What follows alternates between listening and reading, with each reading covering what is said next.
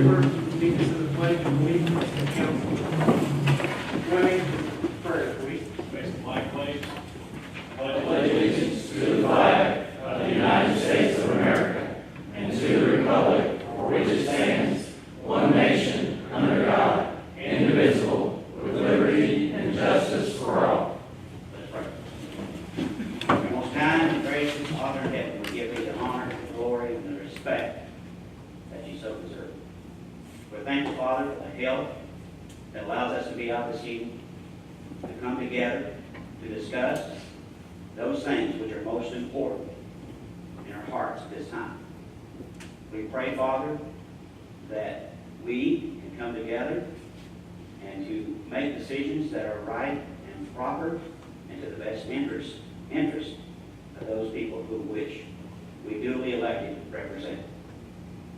Very mindful, Father, of the wonderful blessings that we have to be able to live in a country with the freedoms and the democracy that we have.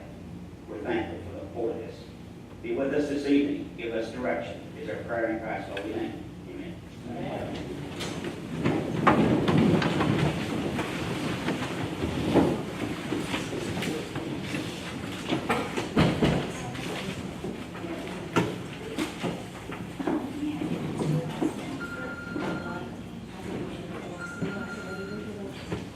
All right, we have minutes of the August meeting.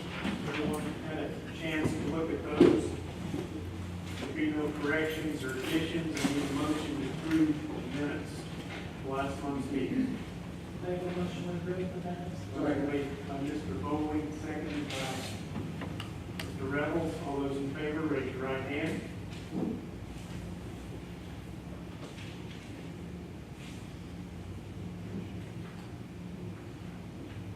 Okay. Clerk Sarah Milligan, would you please come forward?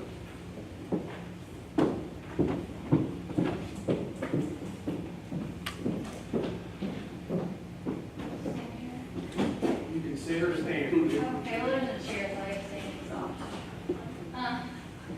So I was here, I've recently hired a new gal in office. I had an open position, second deputy position.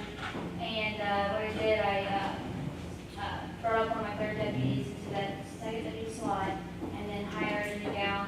She's going to be doing our voter registration, helping out on the election side. Stephanie Roberts did a great job, and thank you. But she's going to help us out with the election of voter registration, and then helping us to complete our record management project, so that we can get that done and then get a portal up online. And this position was already in your budget. Yes.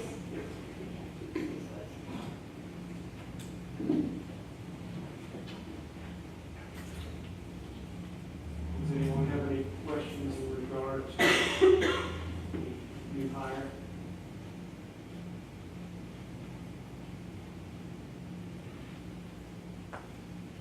I don't know if I told your name, Cindy Spalding. Sure, you heard one last month also, No, this appears to be the same one you discussed. this one you discussed last month. More, I haven't, probably not about Well, her. during the budget hearings, it was, Yeah. there was already in this year's budget. Yeah, and that's what I mean, during the election, we were understaffed anyway, just because of some, issues with, some people in office. So, we were understaffed during the election, and, now we're finally fully staffed, and, makes us good to go.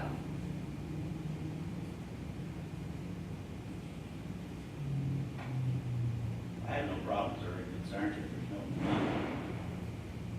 No, no.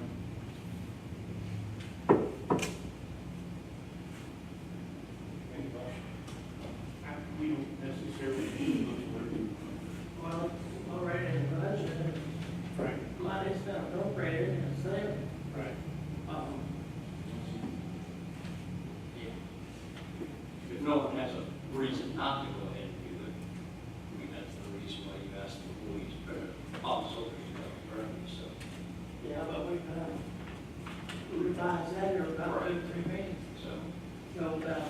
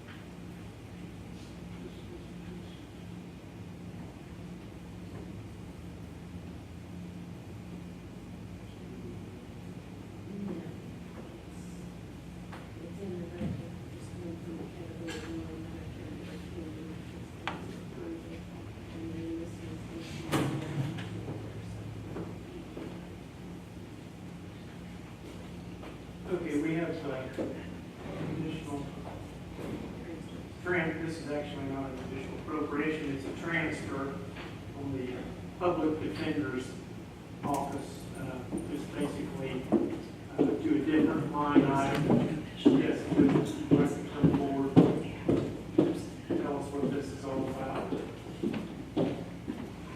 Previously, the council had additional support staff, and we already had funded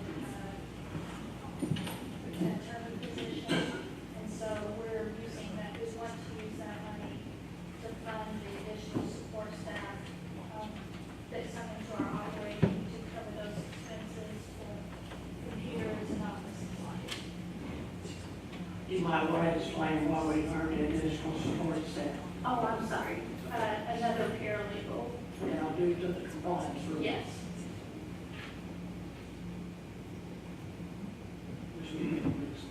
Yes.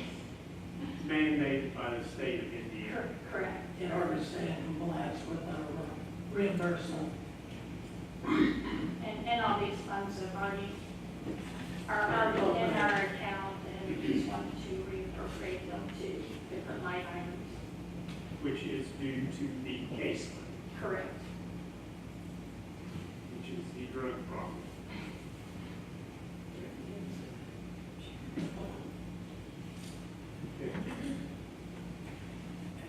Okay, anyone have any questions for Elizabeth? If not, could I have a motion to approve the transfer? So moved. Second. Mr. Fleming, second by Mr. Moore. All those in favor, raise your right hand.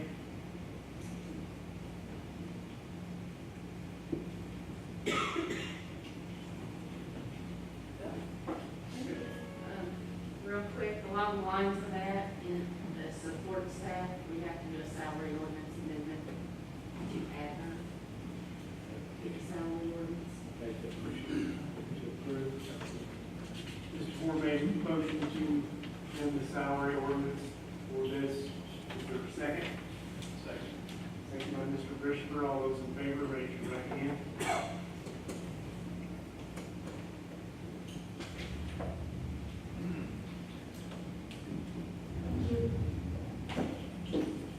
Thank you.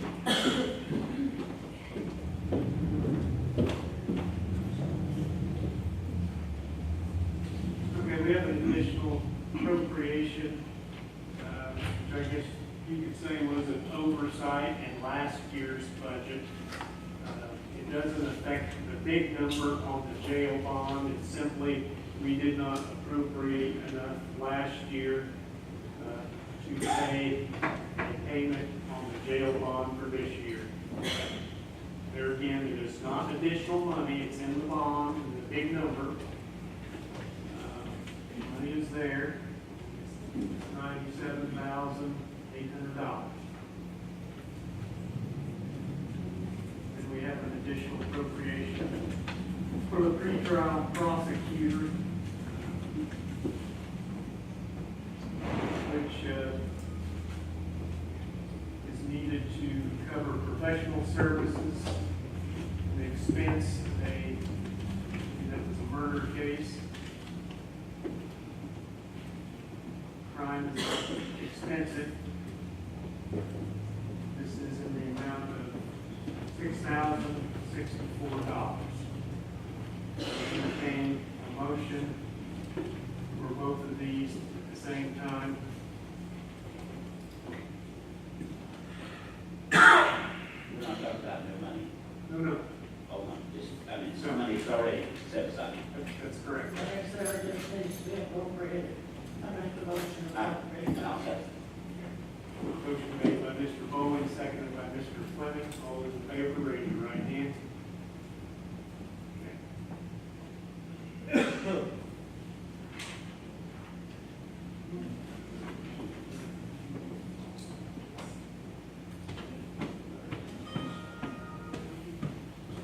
Auditor bills, do you have anything for us this evening? Just remind you that the Indiana Association of Counties Conference, the 60th annual conference, will be held in Indianapolis on September the 7th, 16th, 17th, and 18th. And in the Indiana Association cities and counties will have their annual conference and seminars in November 27th, 29th in Indianapolis. And that's all I have.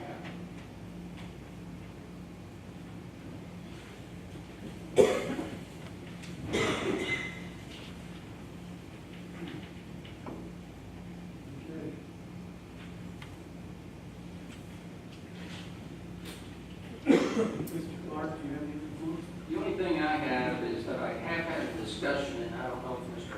Howard has, either with Mr. Wright. I had a discussion with Mr. Wright last week, holiday folks and all, I think Wednesday or Thursday of last week. At that point, Mr. Wright believed that we had everything to the to the closing agent for between St. Vincent's, Salem Hospital, and critical access and bankruptcy trustee, and they signed off on all the condominiums that needed deeds to their proper owners, and hopefully closing on that would take place sometime this week or next.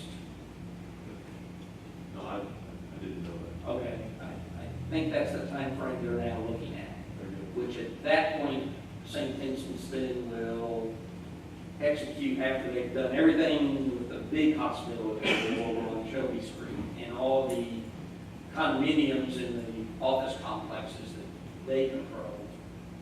Then they say they'll be willing to do the deed for the Campbellsburg Clinic building back to Washington. Very good. You see some.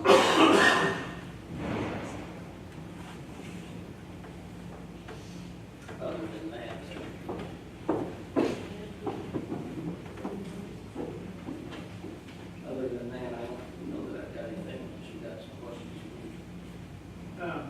I would like to point out, and maybe Mr. Howard was not aware of this. I got your email last week, and I apologize for not responding, but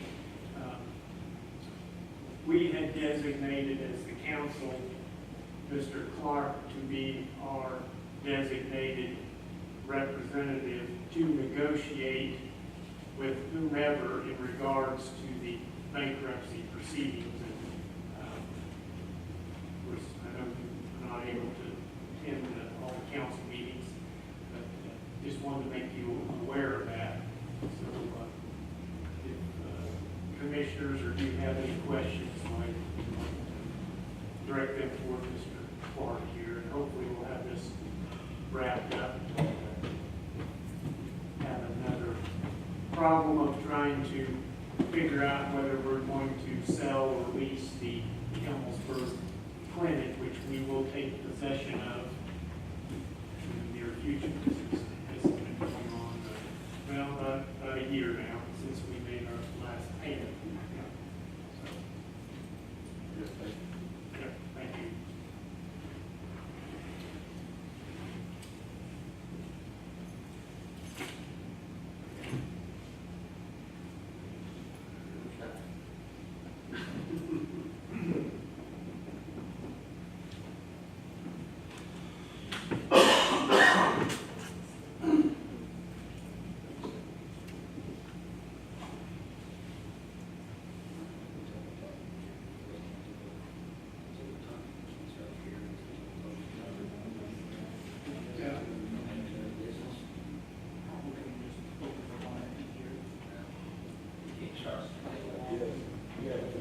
You gotta start at the time. We have an unusual problem. Normally we run over this evening. We're cutting it short, so we've got a lot of time to kill. And unfortunately, we can't move the time up because the law says we can't.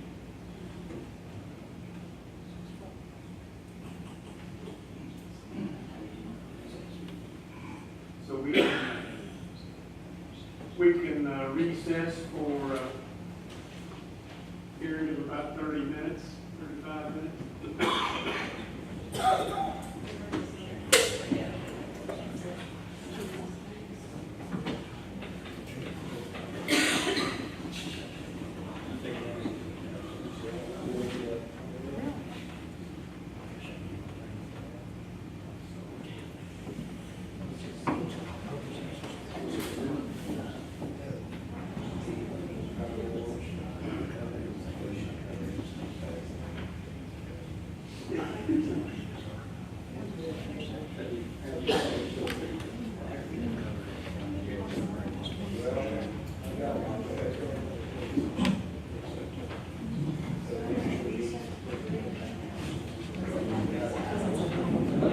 Go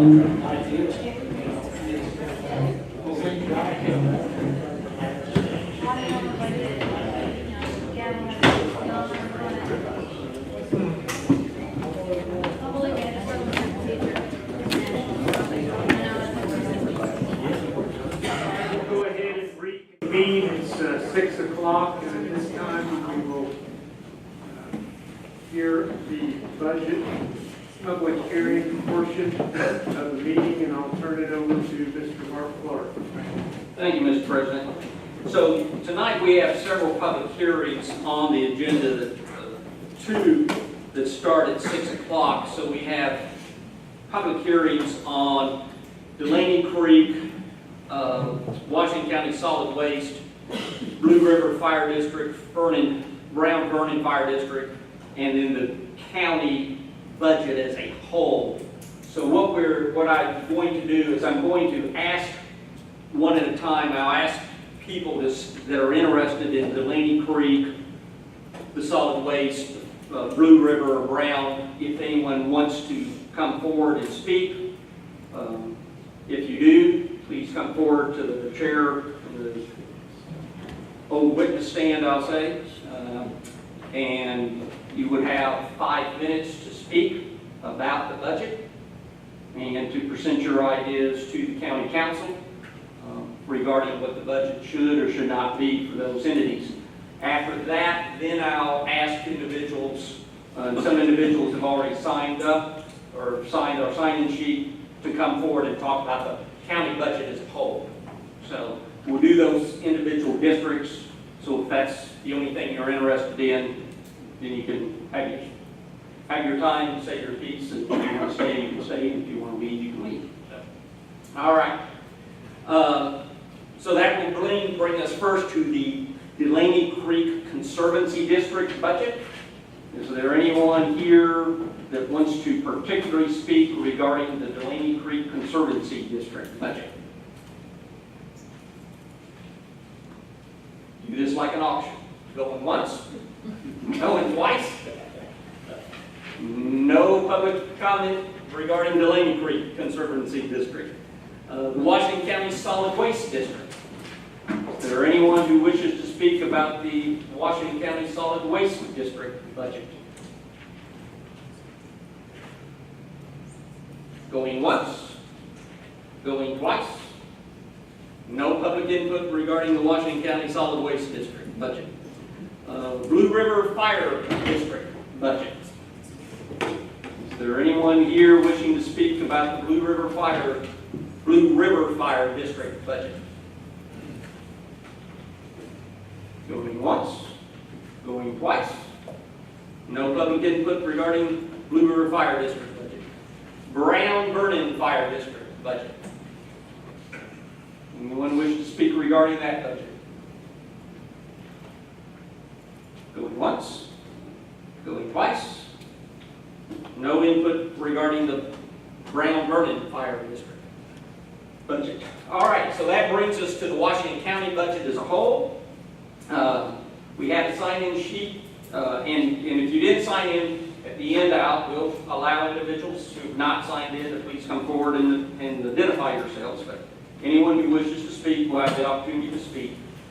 So, Ms. Susan Bowman, you signed that you wish to speak about the 2019 budget? She already left, Mark. She already left. All right. Kathleen Silovitz. I'm here. I thought that we just had to sign in just to be participant in the meeting. Oh, okay. And so you don't have anything particular? No. All right. That's fine. Kyra Stevenson. No. All right. Sharon Roberts. No, I thought it was Just attendance. All right. That's fine. Karen Wishmeyer. That was an attendance thing too, so All right. That's fine. we all did. And Rachel. All right. Rachel. All right. So, anyone else wish to speak regarding the 2019 Washington County budget? Yes, sir. Okay, Rhonda, I'll take the gentleman first. I saw his hand first. No, please. Go ahead. No. Come right on up.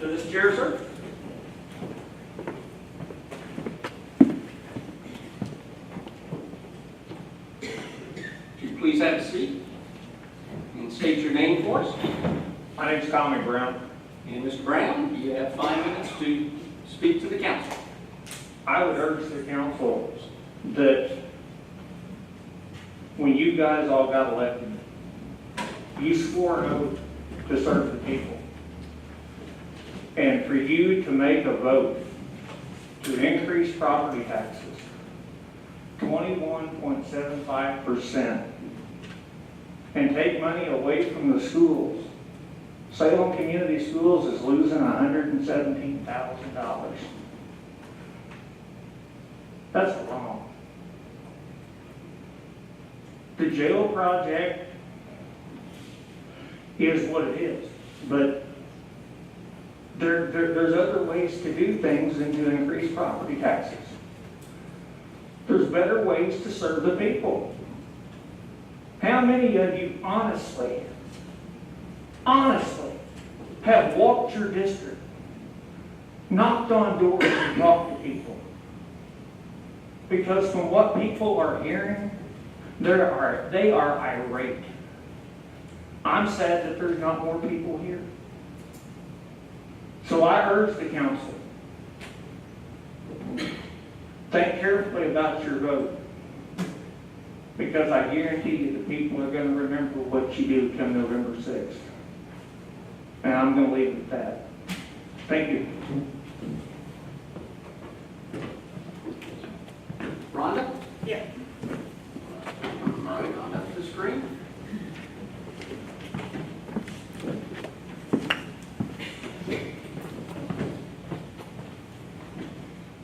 I should have said, so I'll say now, Ms. Brown, I think took about 3 minutes. At a minute, I'll raise my hand so so anybody who's speaking knows they have a minute left. So, Rhonda, would you state your name, please, Ms. Green? My name's Rhonda Green from Campbellsburg, Indiana. I want to know, did you do this last year? Did you take the lit credits last year? Did you take the lit credits last year? Like you were talking about this last budget. Did you take the lit credits and put them into shares? This is a hearing for public input. Okay. This is not a conversation, it's not a debate. So Okay, there we go. you can rhetorically ask rhetorical questions, but the council's not going to. We'll consider that rhetorical then, okay? So, no, just don't do it. Cut your budget. $120,000 out of the IT, just one line item. $120,000 of fluff. Cut the budget first. Then you can look at like getting new taxes. But this has been the most destructive, aggressive way you can raise taxes in any sense of the word. And don't take money from the children, and don't take money from the low income and elderly. It's not right. I sat here for 3.5 days. Don't do it. Anyway, I mean, it is frustrating, and it makes the whole community frustrated and angry. But I hope you do the right thing. I hope you do the right thing. Thank you.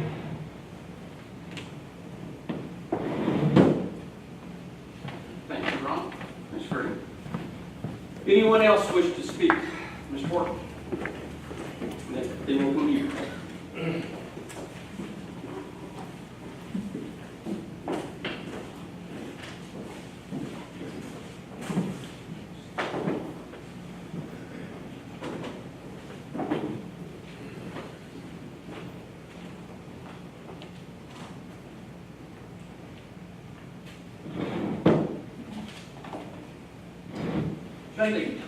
State your name, please.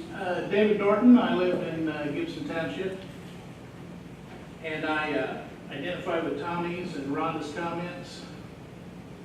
And I would suggest you cut the budget, cut out the padding, the surpluses, the fluff first. I think Rhonda's told me that there was a $500,000 surplus. I think go there before you go other ways.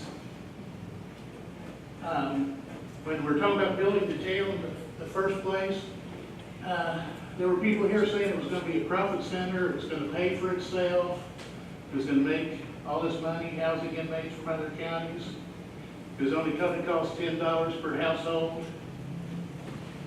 And we were saying, I don't think you can build a multi-million-dollar jail, and it's not gonna increase people's taxes. But that's what we were told. I like Roy Overshiner's plan for a drug court. We need to avoid filling up this jail and incarcerating ourselves in another overcrowding and get court orders and have to build another jail. We need a drug court to divert people into drug treatment and rehab.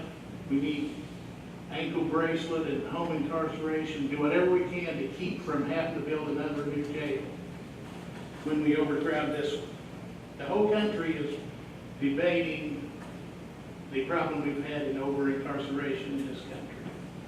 We've jailed and jailed and jailed and jailed, and the drug problem is exploding. It is not fixing the drug problem.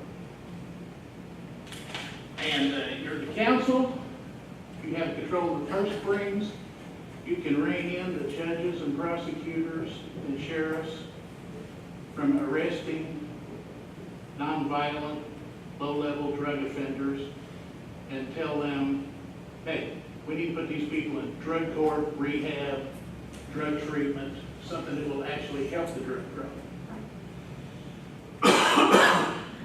And in our concerned taxpayers group, we had a sort of non-scientific poll.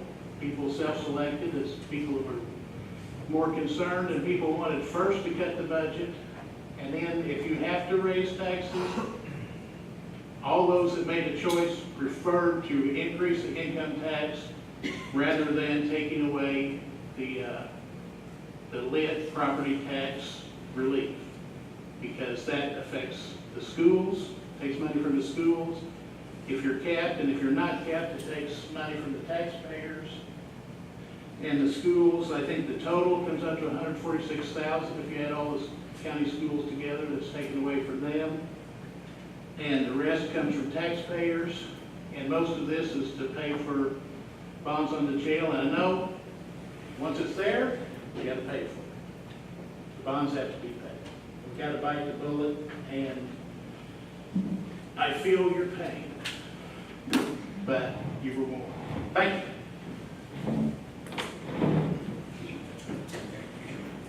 Ma'am?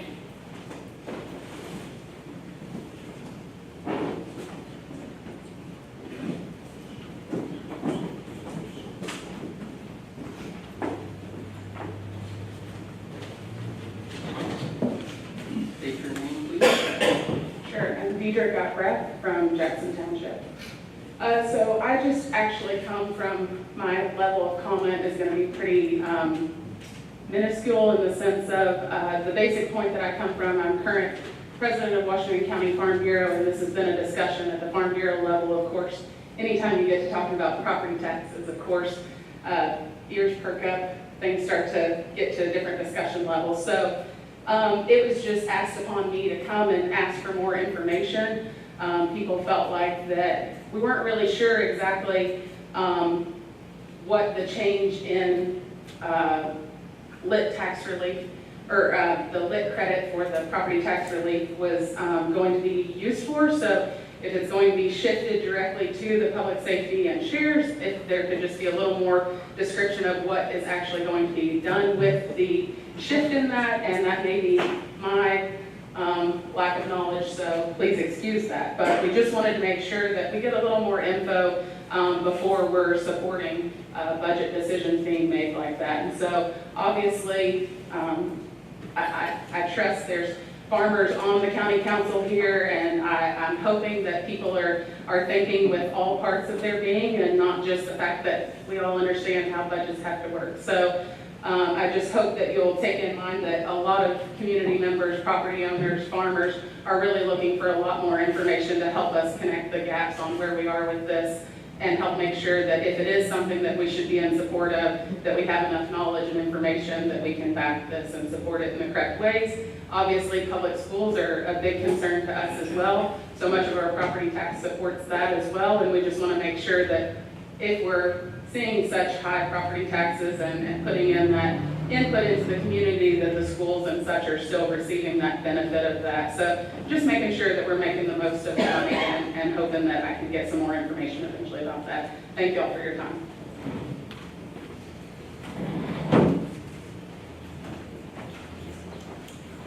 Anyone else? Yes, sir. Max. Green.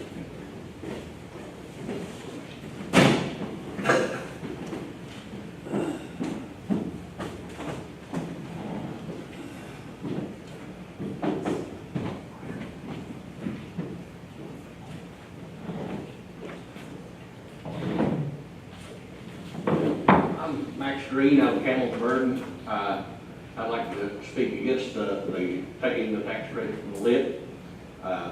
When you look at the numbers and see where the money's coming from on the part that's not already taken away from the schools will be hurt. You can't give the money to help back the schools with. You're worried about the tax cap credits and the way it's pretty convoluted the way it works out, and trying to explain how the caps, the lost money to the caps. But from the pit stop guy that you had show you the papers and show you where the $117,000 was going to come out of the Salem school, showed you this money was having a positive effect for the school system. And the school system now, especially Salem School, decided that we got to go forward with their pool project, and this is a pretty good chunk of what money is going to be lost that would be going towards that payment that they've already committed to. So that's more money they have to back up and take care of. I think it wasn't really very well explained how the caps really come into play, because this lit money it was not lost to caps. My understanding is from the professor from Purdue who came down, and we actually sent a question to him, and that this money actually comes back to the county before the taxpayer ever actually pays his taxes, and what's lost to caps is just what's more than what, after this money is put into play. I believe we need to look at the budgets first. We've had problems in the past with like the public defenders taking a big chunk of slush money, and that was in the newspaper a few years ago. It had the court system all mad, the judges and the prosecutor, because they felt they were entitled to that slush money too. I think it needs to be stuck back into the rainy day fund, where the council actually has to okay this money, that there's not nobody going to look at buying a vehicle out of miscellaneous funds on December 28th. A few years back. I think that they need to take a little tighter control on where the slush money is, and take that all out down to the bare bones before you ever talk about raising taxes on the public. And then you can justify coming saying, we're not playing trick or treat, it's not hide and seek. The money absolutely has to come out of somewhere, and this is where it needs to come from. But I'm afraid that the state had said that this lit money can be going to property tax relief. They put an upper limit of 1.18%. We're like currently at 0.25 that you're considering taking away.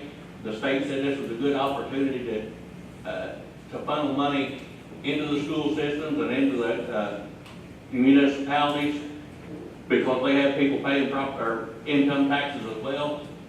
And I think that's the wrong way to go. I think if you take everything out of the budget that you can, the slush money, and then come back down to where you're can justify this needs to come in income tax, and that's what we got to do. And I realize that the state's also made another avenue where it can use income tax for the jail purposes if that's where the buying comes from. And I realize, like everybody else, once the money's spent, you have to pay it back. These bonds are required to be paid first, and you have to take care of your other functions as well. But I think it's easier to justify to the public that we did everything we can. We've not got anything stuck off to the side. We're not going to have any more big fiascos come up where the public wonders, well, where'd all this extra money come from, this slush money that wasn't actually on the line item, because the council was supposed to went through line item by line item and said, this is what we need to spend for this department. And I think that we need to do a really good job of saying where the money really is and where it has to be, And it's easier to justify to the public that yes, the taxes do have to go up, and this is why. Thank you for your time.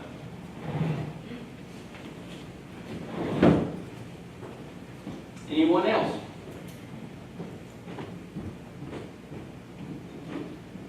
Anyone else wish to speak about the 2019 budget?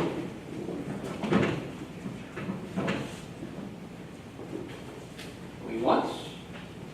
Going twice? Mr. Chairman, I'll turn the meeting back to you as all input has been received. At least on the budget. Okay, on the budget. And you're stuck until 6:45. Well, we're stuck until 6:45. I might ask, and let's do it this way. We will be here until 6:45, Mr. Chairman. You'll be here until 6:45. There are several people talk about the lit ordinance within their discussion. That was fine. Does anyone here right now want to talk about the lit budget or have anything else they want to say about the lit budget? Kathleen, again, you put a check by that. Kathleen Selwitz, Yeah, I would like to do something. okay. Do you want me to come I down there? will, yes. I mean, if you're here and you want to talk about it now, I think we can receive that input. Other people, we will be here till 6:45 to take everybody's input, so Okay. go right ahead. My name is Kathleen Sullivan. I'm Howard Township trustee. There's 13 trustees in Washington County. 8 of them are here tonight in concern of the lit money, used to be called property tax replacement credit. I receive about $8,000 a year for Howard Township in what you call lit money now. My budget's $25,000, which includes the $8,000. So if you take the $8,000 away from me, my office probably will have to close. I don't know if anybody else is in that situation, if they're that close on a budget, but my office is that close on a budget. And I thought that that should be considered as to how you're going to handle this. I know that it will be a hardship if I have to pay 21% more taxes on everybody in Howard Township. If my office closes in Howard Township, it will be a hardship on everybody in Howard Township. So that's primarily what I wanted to say. That's why I came tonight. And I think all the other trustees feel the same way, that they figured their budgets on the lit money as an including, as money that they have, as part of their budget for next year and the year after. If they don't have it, budgets are all going to be backed up. So that's all I need to say. Thanks for listening. Ms. Bowling, Susan Bowling? No. Okay, Okay, sorry. All right. Sharon Roberts? No? All right. Anyone else wish to speak that is here currently about the lit ordinance?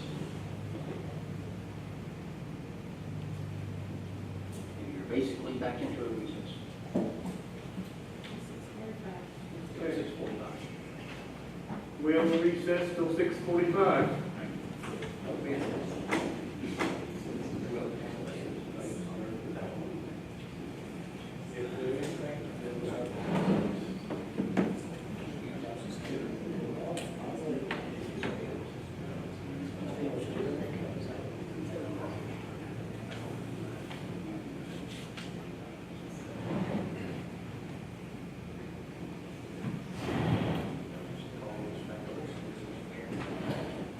All right, we'll call the meeting back to order. And once again, I'll turn it over to Mr. Clark. Thank you again, Mr. Chairman. So it is now 6:45, the witching hour is upon us, so to speak, so our last public hearing.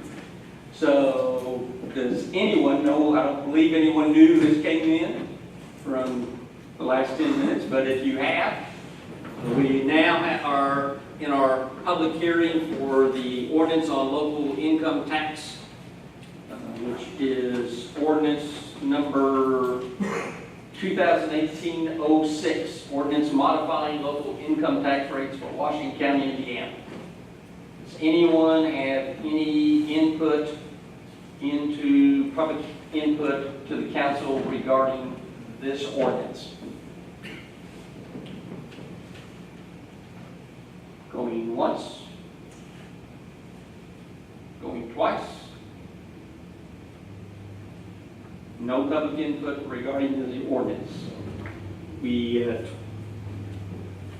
6:47 will show that all public hearings have been held and are now closed. And I'll turn the meeting back over to the chair. Okay, at this time, I would like to go around to each individual council member and commissioner, give them the opportunity to make a statement if they wish in regards to our actions regarding this. And I'll just start with Mr. Brisher. Thank you, Mr. President. This has been a tough decision this year. I know we've gone through a lot. I think on my side, the numbers to me don't quite add up to the numbers that we're coming up with. I do have an issue with the chief public defender. I think that we could hold out another year, but I think that with the drug problem that we have, if this bites us next year, we will not have the money to pay for a chief public defender.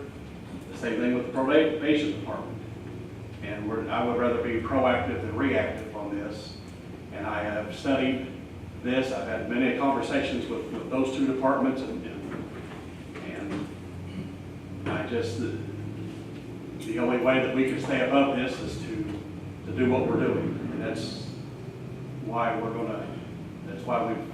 voted yes for the budget, and the way that we're going to have to pay for that is to do what we're doing here tonight.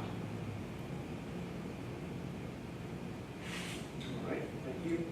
Mr. Fleming.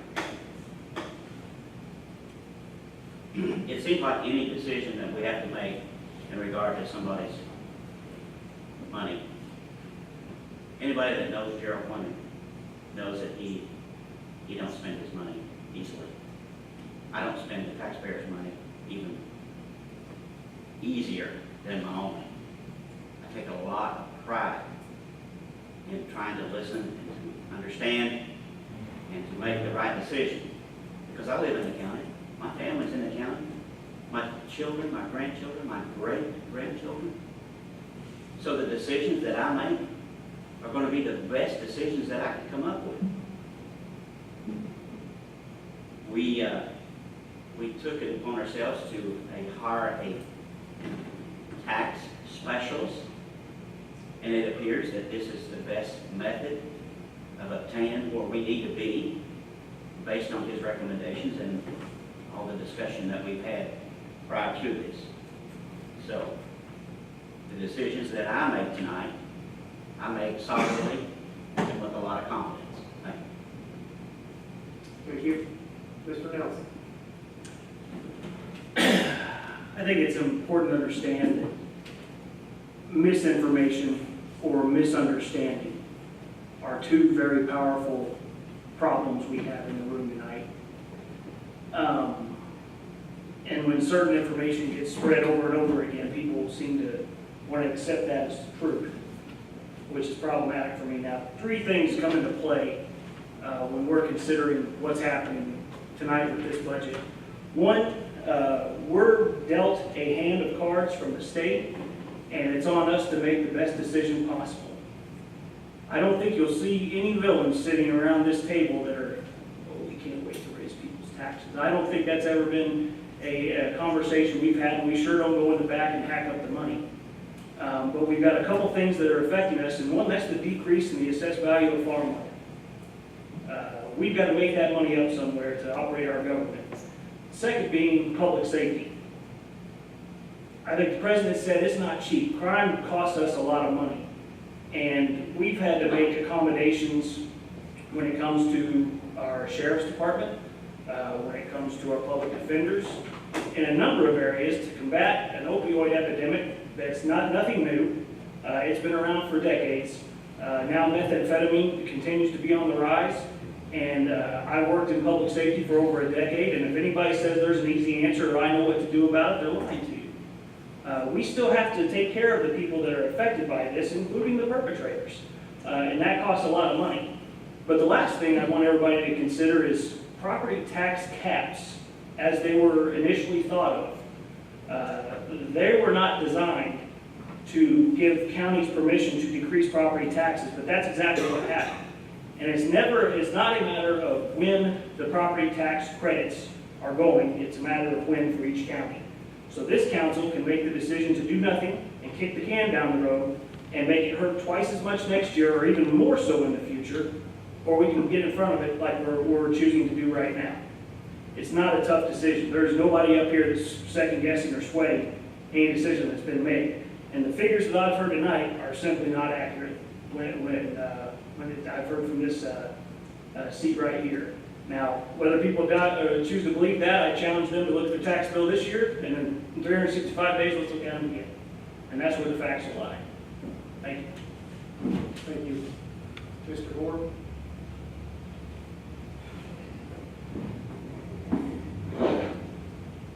We've gone over these figures and there, we've had Larry DeBoer from Purdue that's come presented a seminar. The first thing I want to clear up in it is that we're not taking $117,000 away from the city of Salem schools in that. There's nothing, unfortunately, there's nothing we can do about that cap loss revenue that they're going to initiate that's going to happen to them next year. And it's going to be $117,237.76. The reality of this is that our action of taking this credit will have no impact on that at all. They will lose another additional $117,237.76 on top of what they've already experienced as far as losing on caps. Because of the way that their tax money comes into their taxing units, in that this process that we're doing in there has no impact at all, either negative or positive on the school corporation of either Salem, East Washington, West Washington, as you go down through the list, even the solid waste management. So, I really have a hard time with taking the money away from our children. And there, when the figures were brought up by Larry DeBoer and then also through our taxing consultant, that time and time again said that our actions as far as taking this credit, we couldn't hurt the schools and we can't help the schools. But we can help other entities of the county government by taking, I call it, by this coupon, which is this tax credit. I mean, we already said we got a homestead exemption credit of $45,000 of everybody in the state and the individual household. This part that we're taking off is the little additional credit on top of that. That we have control over here as far as our government. State has pushed more and more and more burden on taking care of generating the revenue to facilitate the things that we do and we furnish to the citizens of the county, every county. And they keep pushing. And to this point, we've had to make a decision. If we don't make a decision, it'll be twice as bad in 2 years. And we've done some things through the consultants that we use that have been very proactive in the past and have kept us up in the front of other counties in some of their problems. So I take a lot of credence in the information of where we're pulling our information from. I rely on the experts to give us the figures, and we do have the figures. And that's what the impact of is, what we are doing as a proactive part. on the township thing, we're not taking money away from the townships. I don't know where that comes from in there. In fact, what we do will actually increase their revenue in the townships. It won't take money away from the township. It will actually increase their revenue that they've got to use within the township. I didn't create the caps. The caps was a bad idea. It was bad to put it in the Constitution. Taxing units, taxing legislation like that had no way, should, and form been into the state constitution, but it is. And we're having to pay. Thank you, Mr. Bowling. Yeah, I'll try to get this out. A couple of things I want to clarify a little bit about the budget. The budget itself is not per se a 12-month budget. So at the end of the year, December 31st, we need to have enough money set aside to run us through distribution in May and June.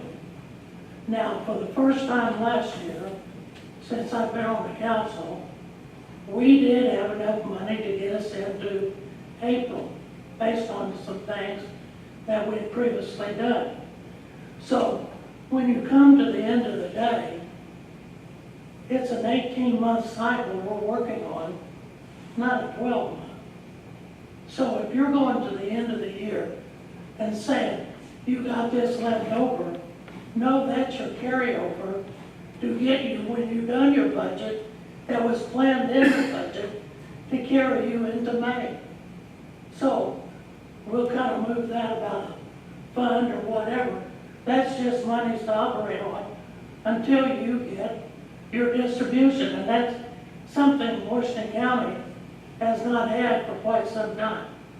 But we have worked for 8 years, or at least from my perspective, to get that to the point where we're not borrowing money, paying interest. When I served on the school board, I see Ron sitting out there.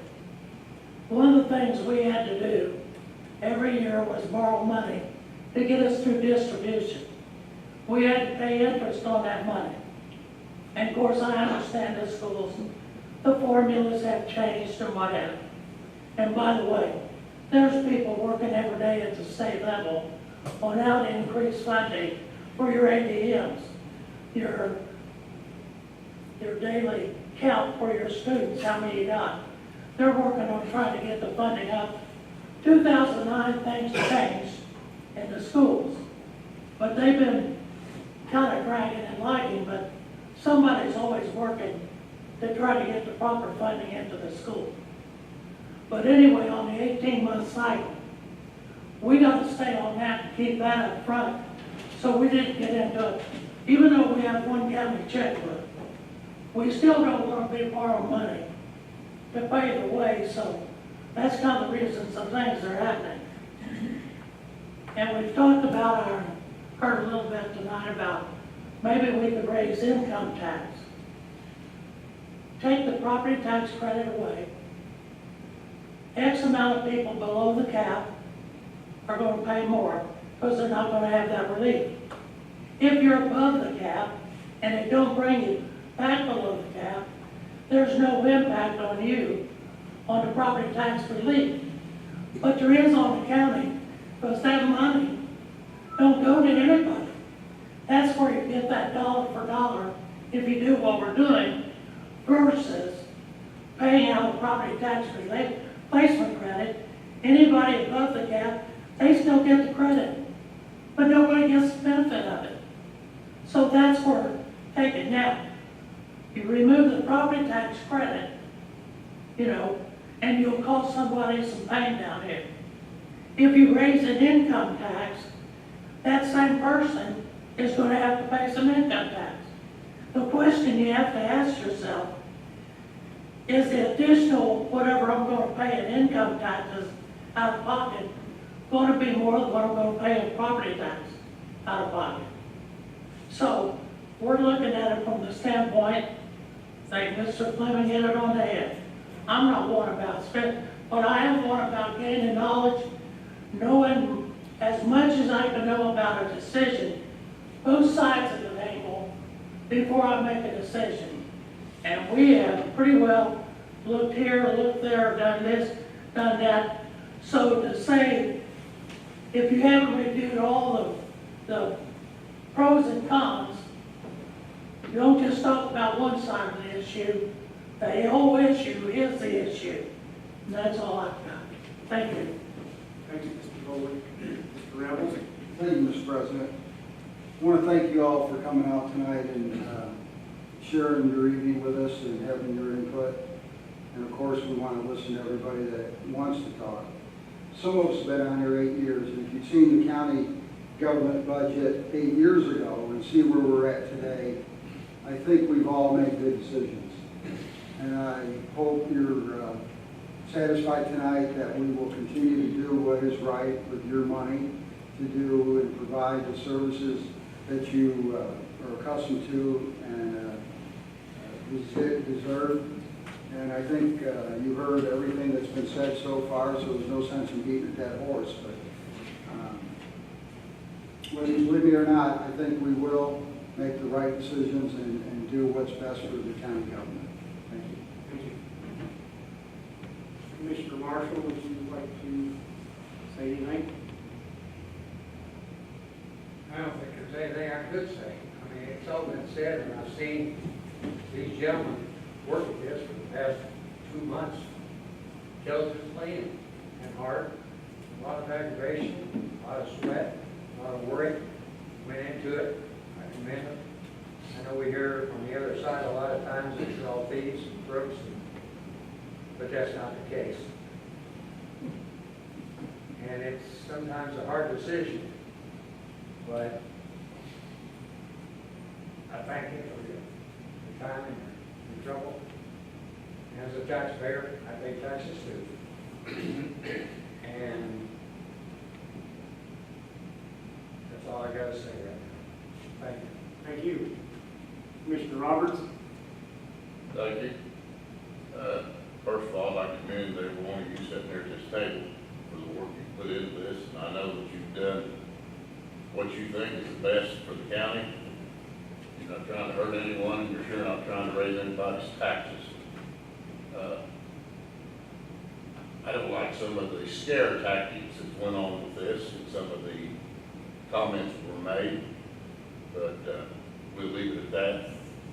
And again, I thank each and every one of you. Thank you. Commissioner Shell? Mr. President, I'd like to thank you, all the council, for what they have done. You've done a good job, worked together, and I think that the public has heard all kinds of comments here tonight, and I think they're justified, and I'd like to thank the public for coming out. But our council has done a good job, and they are going to spend your money the best that they can do, and they're not going to waste any. And council, I do thank you. All right. Very quickly here. I once had a good friend who was an avid IU basketball fan. And he'd sit in his chair and curse the referees and drink beer and smoke cigarettes. And he straightened his life out and decided to become a referee. He was a referee for many, many years. And you know, he had a totally different view on how things were once he became a referee. That being said, I know all of you don't have the luxury of sitting here and have access to the volumes of information that we have, although it is available. We do try to be very transparent, and I don't know a person in this room who wouldn't be willing to give their phone number out and answer a question at any time, at any hour of the day. So I want to dispel that accusation that we are not transparent. There is nothing farther from the truth. That being said, I'll turn this over to Mr. Clark and let him go over the numbers. Actually, what we're doing. You want me to read the orders? Yes, please. All right, ordinance 2018-06, ordinance modifying local income tax rates for Washington County, Indiana. Be it ordained by the County Council of Washington County, Indiana, that a need now exists to modify the local income tax rates imposed in the following manner. Allocation rate category, existing lip rate, and proposed lip rate. Certified shares, the existing lip rate, which is lit as the local income tax, 1.25%, and proposed lip rate is 1.39%. Public safety, the existing lip rate is 0.25%, and the proposed lip rate is 0.29%. Did I say that correctly? The existing lip rate is 0.25%. The proposed lip rate is 0.29%. Economic development, the existing lip rate is 0.25%. The proposed lip rate is 0.32%. Property tax relief rate, existing lip rate is 0.25%. The proposed lip rate is 0.00%. The local income tax rate proposed above will become effective January 1, 2019. The public safety allocation identified above does not include revenue associated with an expenditure rate that was previously authorized for the purpose of funding the county's public safety access point, otherwise known as PSAP. Prior to this ordinance, the PSAP was funded solely from the collection of 911 service fees associated with both landlines and cell phones. The Washington County Council desires to make an expenditure rate solely for PSAP. The Washington County Council hereby ordains and directs to the PSAP, prior to the distribution of the remainder of the public safety revenue, the following: local income tax type, public safety access point rate, existing PSAP rate 0.00%, proposed PSAP rate 0.02%. Be it further ordained that a public hearing was held on the proposed local income tax rate modifications on September 4th, 2018. Proper notice of the public hearing was provided pursuant to Indiana Code 5-3-1. Duly adopted by the following vote of the members of the Washington County Council on the blank day of blank 2018, and then their signature lines under A, I, or nay. To be attested by the Secretary, Randall Hills, Washington County Auditor. All right. That's your ordinance. All right, I'll now entertain a motion to accept the ordinance modifying local income taxes for Washington County. I'll make that motion. I have a motion by Councilman Hoare. Is there a second? I'll second that motion. Second by Councilman Bowling. All those in favor, raise your right hand. Motion passed.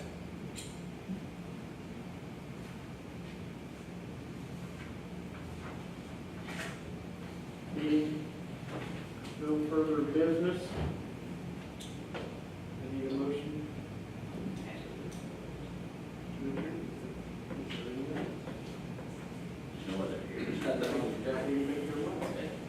Motion to adjourn.